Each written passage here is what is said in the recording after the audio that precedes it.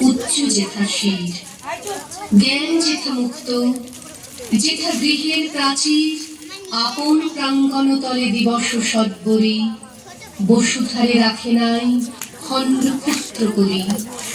যেথা বাক্য হৃদয়ের উৎস মুখ হতে উচ্ছ্বসিয়া উঠে, যেথা নির্বারিত স্রোতে দেশে দেশে দিশে দিশে কর্মধারা ধায়, অজস্র সহস্রবিধ চরিতার্থতায়। যেথা তুচ্ছ আচারের মরুবালু রাশি, বিচারের স্রোতপথ হেলে নাই গ্রাসী, পৌরুষেরে করেনি শতধা নিত্য যেথা।